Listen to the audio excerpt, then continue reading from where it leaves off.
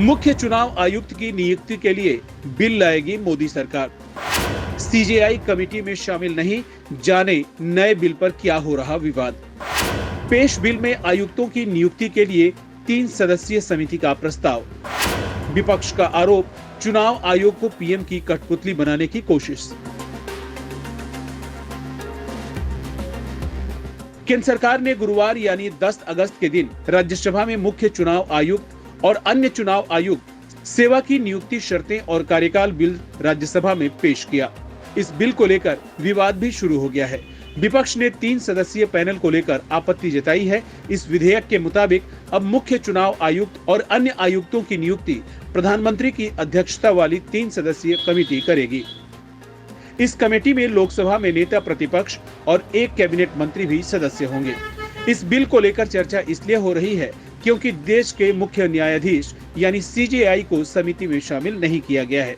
इसे supreme court के एक फैसले से जोड़कर भी देखा जा रहा है, जिसमें कोर्ट ने कहा था कि चुनाव आयुक्तों की नियुक्ति प्रधानमंत्री, विपक्ष के नेता और सीजेआई की सदस्यता वाली कमेटी की सिफारिश पर की जानी चाहिए।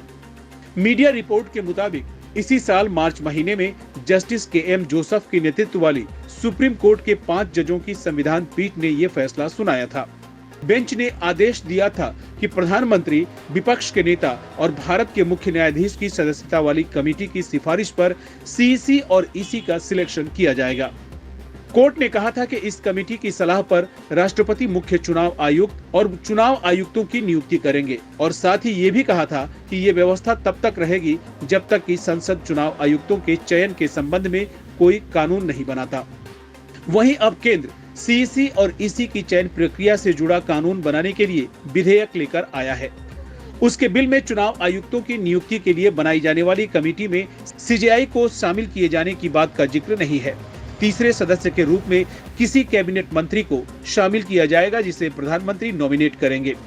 रिपोर्ट के मुताबिक बिल को लेकर एक सरकारी सूत्र ने बताया कि अदालत अपने फैसले से एक अंतरिम व्यवस्था बनाने जा रही थी, जबकि बिल के जरिए सरकार एक अस्थायी व्यवस्था की तरफ बढ़ रही है। सरकार की तरफ से भी ये साफ किया गया है कि ये बिल कोर्ट के फैसले को दरकिनार या संशोधित करने के लिए नहीं लाया जा रहा है, बल्कि एक अस्थायी व्यवस्था बनाने के लिए इसे लाया जा रहा है। इधर केंद्र सरकार द्वारा लाए गए इस बिल पर अभी से कई सवाल उठने लगे हैं।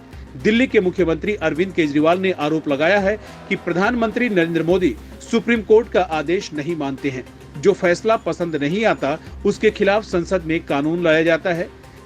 केजरीवाल ने आगे कहा कि सुप्रीम कोर्ट द्वारा बनाई गई कमेटी को पलटकर मोदी ने ऐसी कमेटी बनाने की तैयारी कर ली है जो उनके कंट्रोल में होगी और चुनाव निष्पक्ष नहीं होगा।